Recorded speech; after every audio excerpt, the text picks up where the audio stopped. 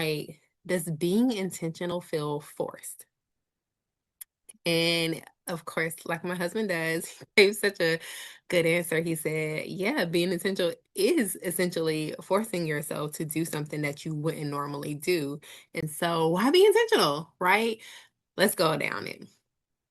It is true that love does not just happen by accident. Like the continuation, the growth, the thriving, the evolving of your marriage, the evolving of your relationship with your spouse, it doesn't just grow on accident. It takes work. It takes tools and time to grow as you get older.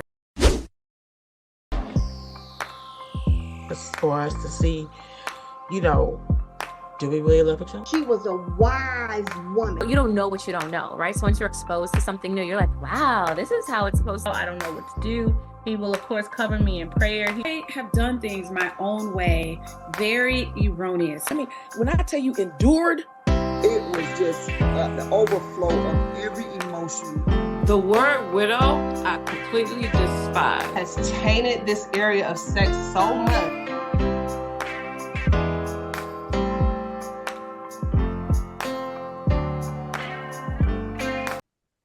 Hey, Kingdom Wife Mom Boss. Thank you so much for joining me on another episode of the Kingdom Wife Mom Boss podcast. I tell you, this month is moving. We are already almost through October, and it is crazy, but it feels so good outside. Me and my husband went on a date last night, and we don't normally sit outside, but where we were sitting was like right by the road. But I did want to sit outside, so we sat outside yesterday. On our date night, and it felt so good. It was a little chilly, but it felt so good. And we just had a good conversation. And so I was just asking him about being intentional. Like, does being intentional feel forced? And of course, like my husband does, he gave such a good answer. He said, yeah, being intentional is essentially forcing yourself to do something that you wouldn't normally do. And so the definition of intentional is to make a conscious choice that aligns with your values and goals rather than letting life happen to you. And I thought that that was so um just eye-opening for our marriage and our relationships, right? Being intentional with our spouses in our relationships, because I think when people get married, a lot of the times they're like, okay, they just kind of want to see where marriage goes and what happens and what grows from it, what develops from it. And a lot of the times it doesn't go in the direction that we desire for it to go. And so just being intentional about making things happen in the marriage, creating the environment and the atmosphere that you desire to see and that you desire to live in for your marriage. And so why be intentional, right? Let's go down it. It is true that love does not just happen by accident. Like the continuation, the growth, the thriving, the evolving of your marriage, the evolving of your relationship with your spouse, it doesn't just grow on accident. It takes work. It takes tools and time to grow as you get older. Like me and my husband have been together over 20 years. And so I am not the same person I was when we started dating. I mean, nonetheless, when we met when we were like fifth grade. So I am not the same person that I was when we started dating, meaning I don't desire the same things. I don't like the same things. I don't view life the same way as I did when we were back 19 years old dating, right? And so being intentional in how our relationship is developed and our relationship is growing means that I have to constantly communicate with him and I have to let him know how I'm feeling and things that have changed with me and hey, this is what I like and this is what I don't like. And um it's important to, oh, that's going to be a whole nother episode, but it's important to have those communications to let your spouse know where you are. Otherwise, you will find yourself in a place where you are unequally yoked. You will find yourself in a place where you've grown and you develop so much that you literally cannot stand to like have a conversation with your husband, or if you're a man, have a conversation with your wife because your viewpoints are so different. Like you change so much that don't want to like be involved or have any kind of deep informational wise conversation with your spouse. And I think that is so tragic, right? Because this is supposed to be our best friend. This is supposed to be the person that we are able to go and talk to and just spend time with. And like this person should be our favorite person to be around. And if we find ourselves in a situation where that's not the case, then something needs to shift and something needs to happen. And it's possible that, when people say that they've grown apart, when people say that, we've been together for so long that we've grown apart, well, you've grown apart because you probably haven't done the work to stay together.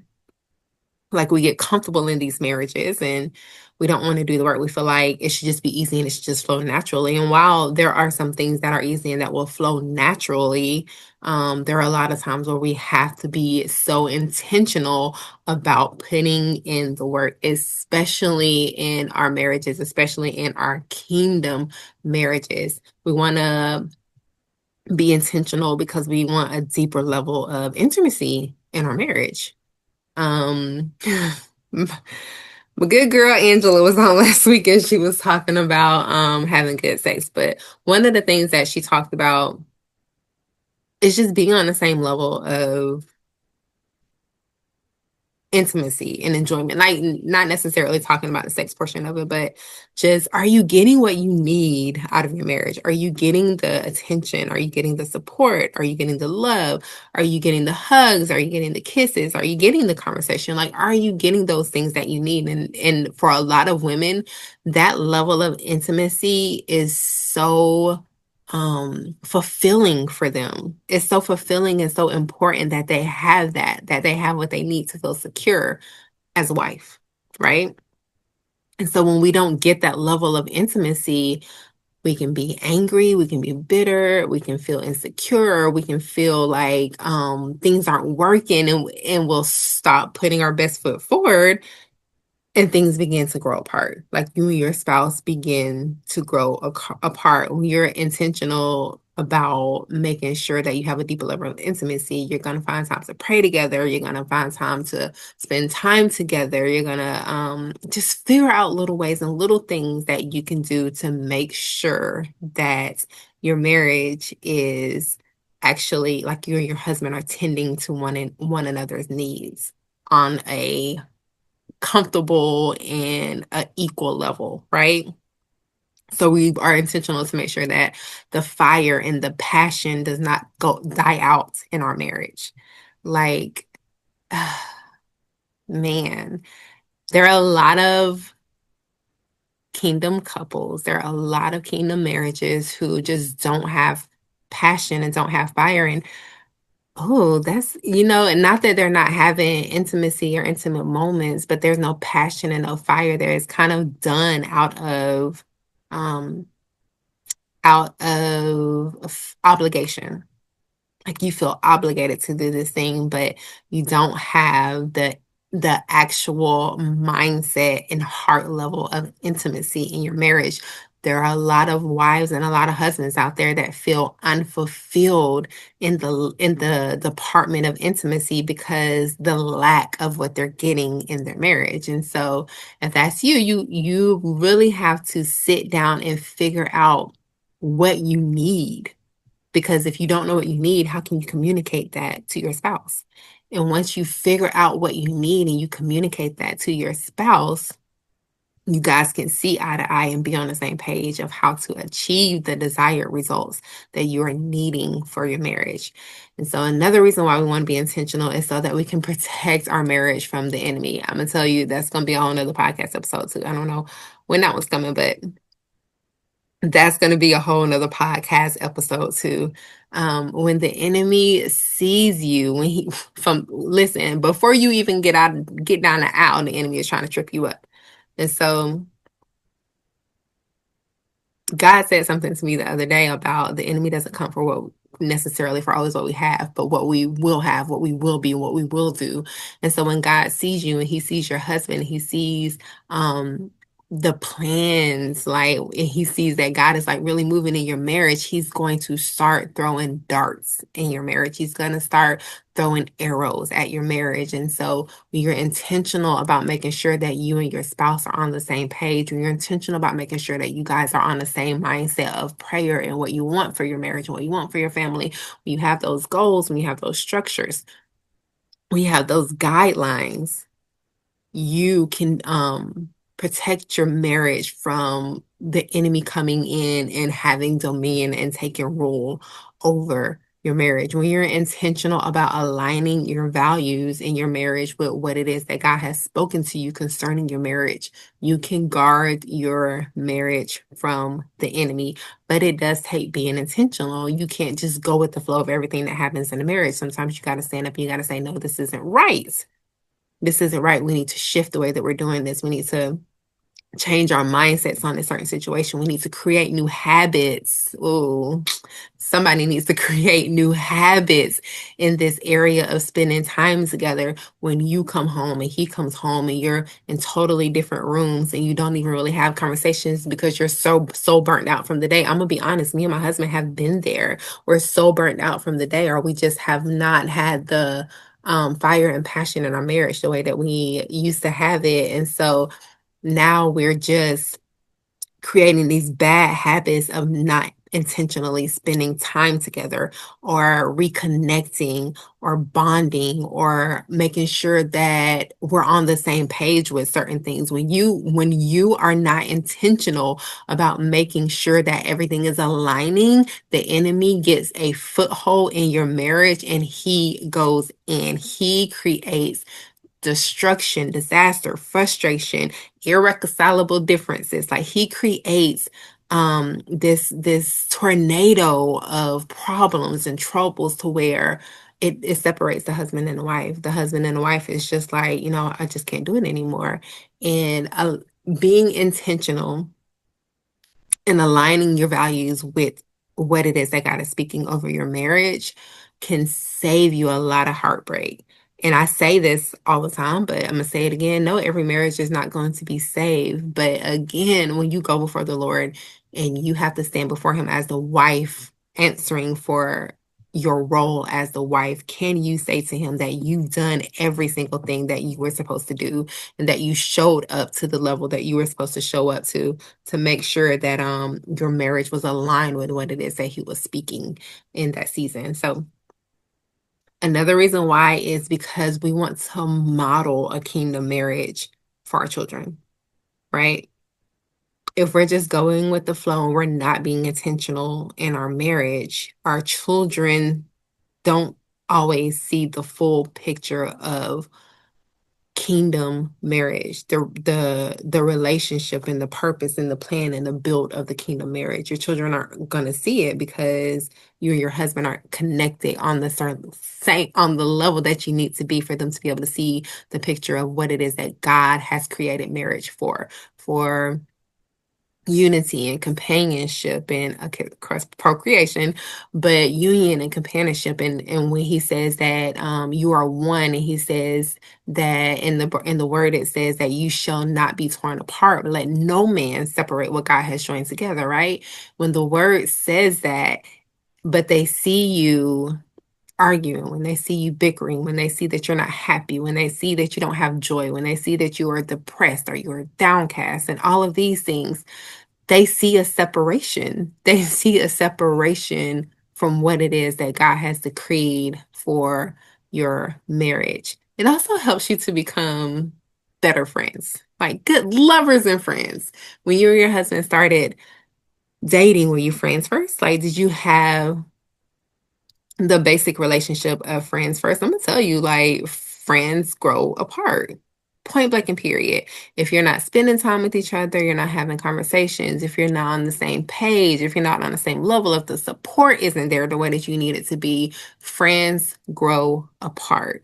So, yes, the best relationships usually start with you and your spouse being friends. Me and my husband have been friends since that fifth going into sixth grade year. Like in our community, we were all friends. We all hung out. We went to the park. We played. We went out when we got old enough to go out. I mean, from the time I was a child, that was just like what my community was. And so when my husband moved into our neighborhood from between fifth and sixth grade, like we all just became friends. So we were friends for a very long time before we started dating.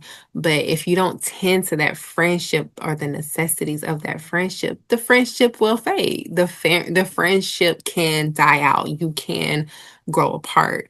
And I think while as important as it is for you to be friends, you have to tend to the needs of the friendship as well. So, how do we prioritize our friendship? Do you still enjoy each other's company? Do you laugh? Do you talk? Do you do things together? Do you take walks together? Do you play together? Like, is this still your best friend? And if it's not your best friend, what has created the shift? What has stopped you or altered the way that you feel about your spouse? What has taken his place? If I can ask that, like, what has taken his place? Why don't you like each other anymore? If that applies to you, you got some work to do. Like, just being very honest, you have some work to do. You need to get to the root of what it is that you're feeling and why you're feeling that way, and go to God and ask him, like, how do I shift this? How do I change this thing around? Are you still each other's safe space? I had to I had to talk to my husband several times because he could be very nonchalant about stuff. And I got to the point where when we were younger, I just didn't want, like, I just rather not have a conversation with you because I feel like you don't have the same level of emotion and compassion for this thing that I have. And I could be a little dramatic, I'm just saying. But I had to have that conversation with him and just tell him, like, hey, like, this is how you make me feel when you do this. And honestly, it took a minute. It took a minute, but it also took him being intentional about recognizing what I was saying in the moments when it was happening. And after some time, it stopped. I think that we don't have patience anymore either. Like, we want perfect marriages and we want perfect husbands and we want perfect wives and we want it right now.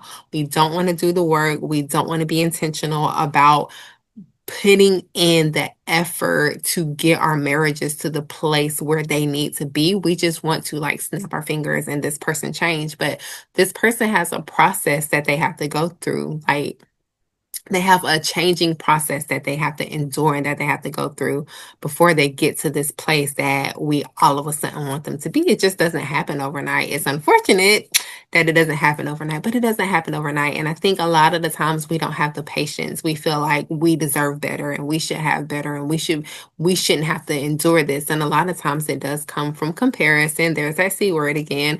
But when we do that, you'll find a lot of wives exit their marriages early, like too early, and will later regret it.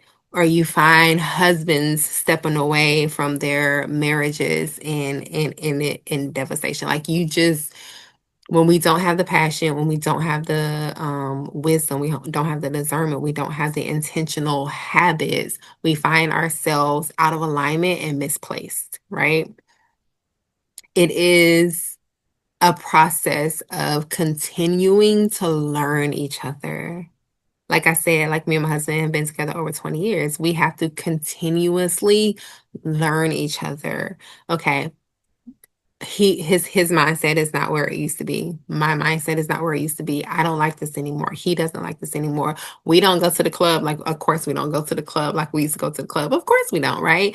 We don't listen to the music that we used to listen to. As I get deeper and deeper in my walk with God, like I told you, I don't really watch TV, but a lot of the movies, like, he knows he's still coming out of that, but he knows, like, if the movie got witches and demons in it, bro, you can, like, I'm not doing it. Like, we're not even finna go there. We gotta fight them enough without watching movies celebrating witches. And, like, I'm good. Like, no. And so he already knows that we will bypass that.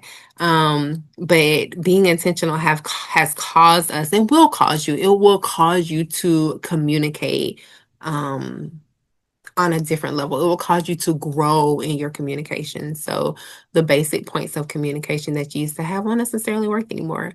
And my husband has been working like so crazy. And the time that we spend together, it does have to be intentional. So we do have intentional date nights. There is nothing wrong with date nights. Will date nights alone save your marriage? Absolutely not. But there's nothing wrong with date nights. And so we've been having date nights. And one day he was so tired. I was like, oh, this is not going to be like, because I really felt like he was just not going to, like he just wasn't going to be like wanting to communicate. He wasn't going to want to be talking. He was so flipping tired.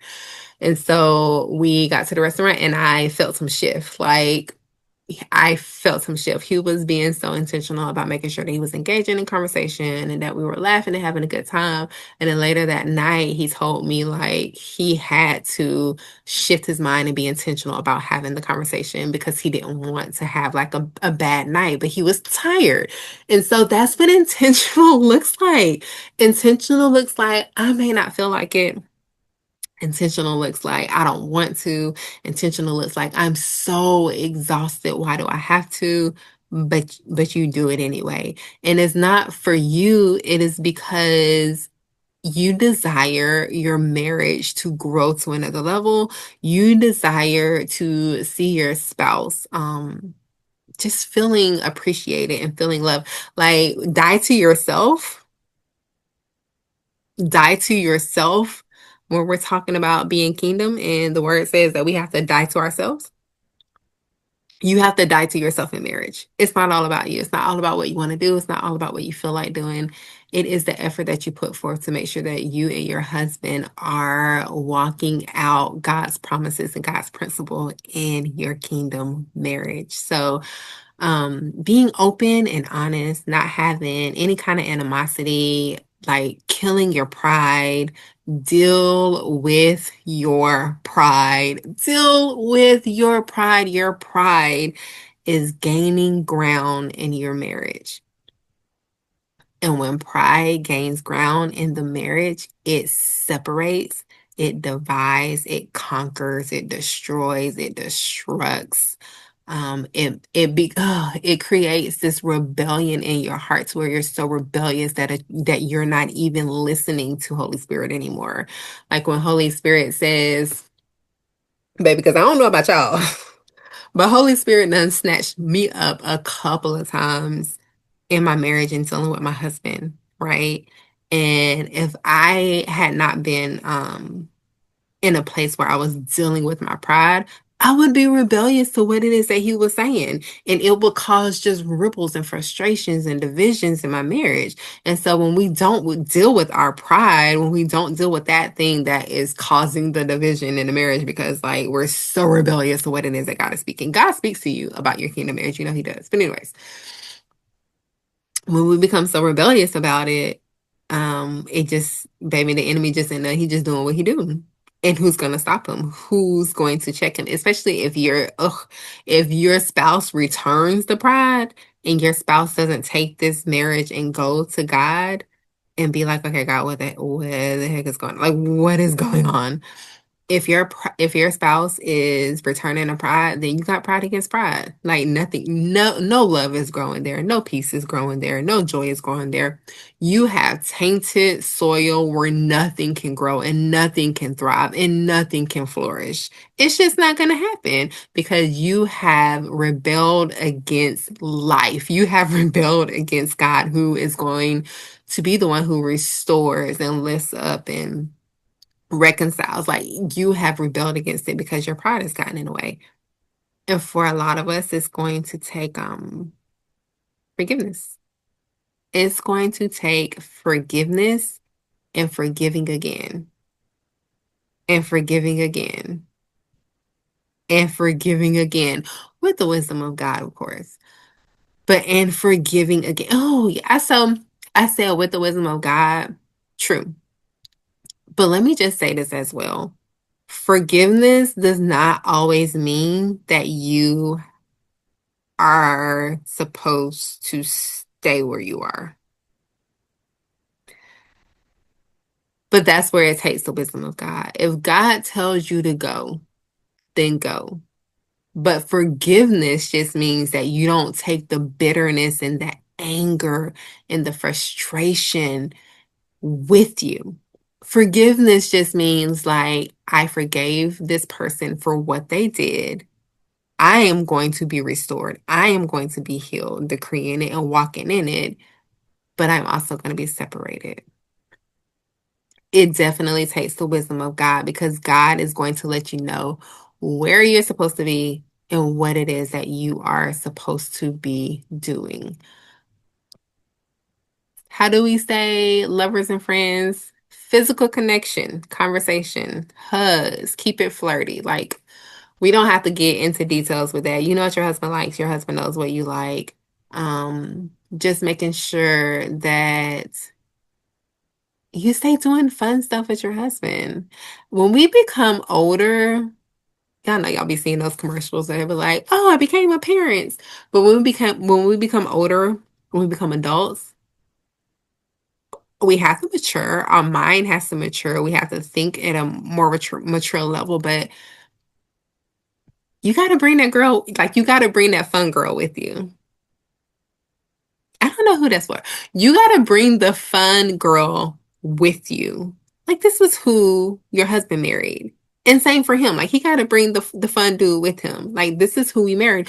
We still like to laugh. We still like to play, even if we forgot because we haven't done it in so long. Man, what a miserable way to be if you forgot that you like to laugh and you forgot that you like to do stuff because you haven't done it in so long. Go find that girl. Go bring that girl back. That girl is helpful and you having joy. She is helpful and you being happy. She is helpful in your smile. Go bring that girl back. Go get that girl and bring that girl back, man. But just having fun, keep it flirty, having conversation. Again, having conversation. I feel like I've said that 10,000 times. What did you and your husband like to do back in the day? It's like that wasn't of the world, like safe stuff, right? Like bowling or going to the beach or going to amusement park or going to this favorite restaurant, going dancing. Like, what is it that you and your husband would like to do that will bring that fun side back? That also contributes to your romance being alive, like having physical connection and holding hands and just, ugh, what do you need for your marriage? Serving each other selflessly. Again, not with your pride. Meet the needs of what it is that your husband needs. Pray for each other. Anticipate what it is that your husband needs. So for me, I told you guys I packed my husband's lunch. He's so weird. Like, he doesn't want any like actual food. He just wants like sandwiches and stuff. But he doesn't like feeling full at work, and so I get that. But I pack my husband lunch all the time, and my kids are like, I mean, like, they've seen this before, but sometimes if it's late, they'll be like, why are you cooking like breakfast bowls? I'll make him a breakfast bowl or something. And I'll be like, oh, it's Dad's lunch. And I'll be like, oh, again, like, your kids see what you're doing in your marriage for your spouse. They see it, they discern it, and they understand that you're doing it out of love. But for him, it makes him understand that, like, as your wife, I want to take care of you. I want to make sure that you have everything you need. I want to serve you.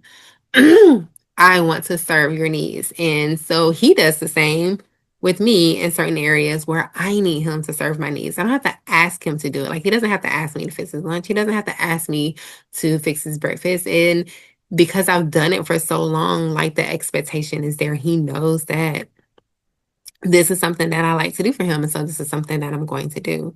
Serving each other and meeting each other's needs without making someone feel like, without making your spouse feel like, I did this, so you need to do this. Like, give it freely. Give it without expectation. Give it without a demand of, I need you to return the favor here.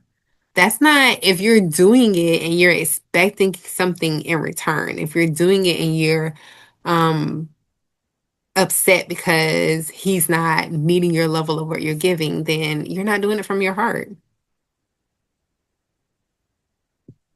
That sounds cruel. You're not doing it from your heart, but you aren't. You are not doing it from your heart.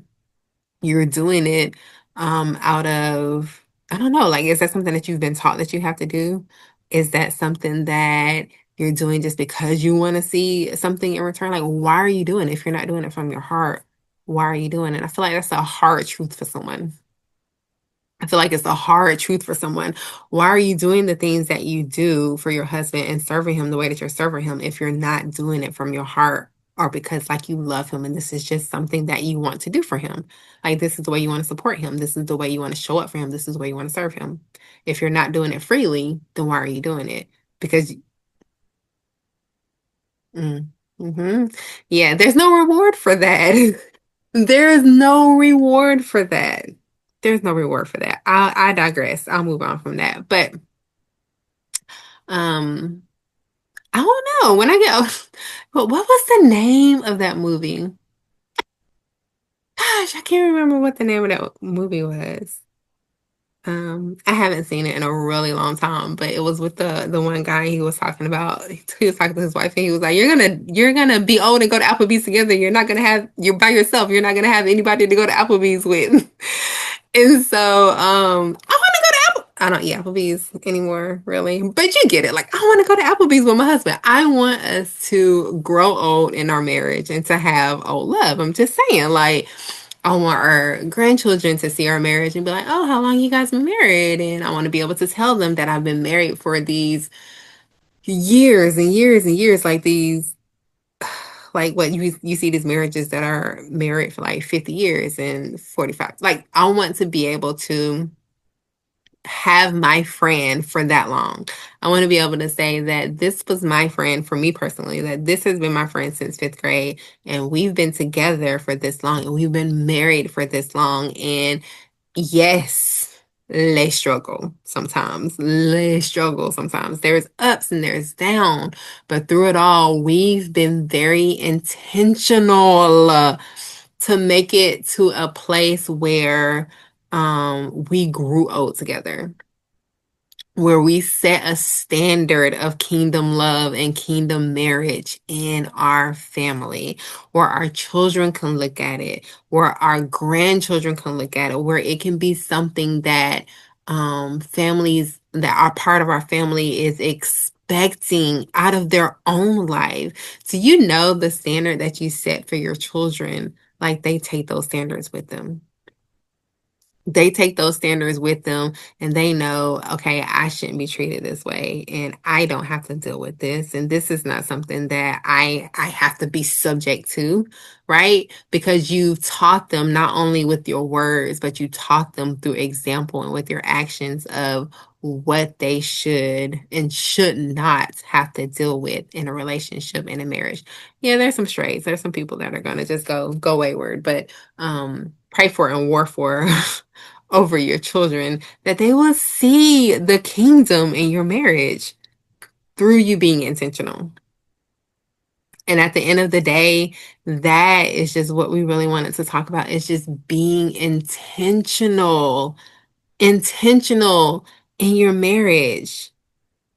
What are you not being intentional about? What is something that God is calling to you, like for a specific area that you need to work on? I've shared this too. Like I've been in prayer and God was like, "Hey, get up and go get in bed with your husband." I don't, I didn't honestly, because it was so late. Like I didn't feel like it. But if God was saying, "Hey, man, being intentional without God is insane to me," when I'm really thinking about it. Like being intentional and not having that discernment or that inside scoop of what's going on is insane to me. And so when God said that, maybe I did not feel like it, but I heard what he said. I very clearly heard what he said. And so I was going to be intentional regardless of how I felt and make sure that I did it.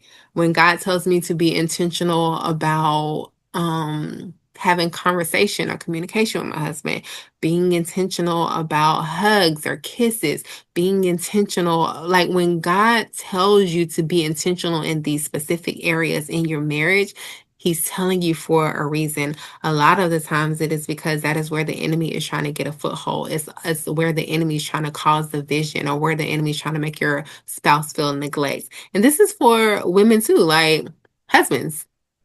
What is God telling you to be intentional about concerning your wife? Is it communication? Is it feelings? Like, what is the thing that you need to be more intentional about? And how can you start, even on today, how can you start walking in intention, an intentional mindset when it comes to your kingdom marriage? Do you want to see your marriage thrive?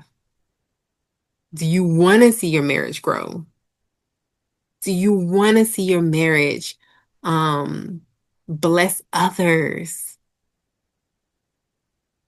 bless your family, bless your friends, bless your church, bless your community? If you're a coach or a leader, like everything that you do, when the kingdom impacts your marriage is going to impact others. Everything that you do and you pour into your marriage is going to bless others. Is that what you're striving for? Is that what you want to see? Because it's definitely what I want to see you do for your kingdom marriage. And so for me, we this month even I was talking, me and my husband made it a month of being intentional. And he's been intentionally doing his own thing. And it wasn't just for like us, like it wasn't just for our marriage, it was just like in life, period. What do we need to be intentional about? And so since my husband goes to work so early in the morning, he hadn't really been able to like get up and read the way he wants to get up and read. And so this month so far he's been being intentional about, getting up and reading the way he wants to read. And we've been intentional about spending time together, and just the things that we know would, if we would change our habits, if we would create room to shift our mindsets forward and to just do the thing, that it will make a dramatic impact in our life.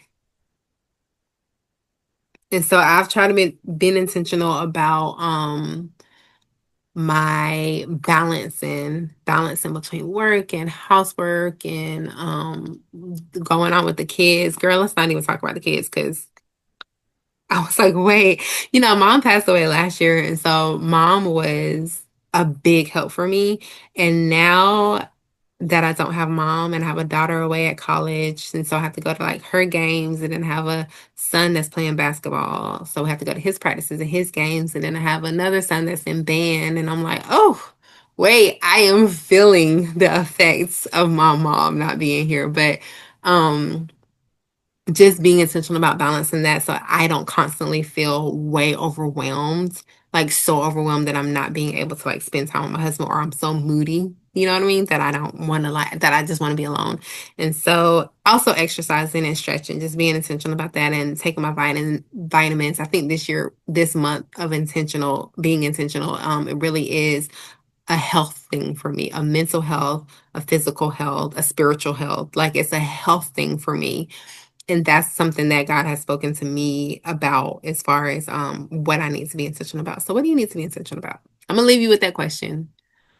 And I want you to think about that question. I want you to work on that question. I want you to be intentional about the question and intentional about being intentional. So I am going to sign off. I appreciate you guys joining me today, and I cannot wait to catch you on the next episode of the Kingdom Wife and Boss podcast. Until then, I will chat with you later. Bye.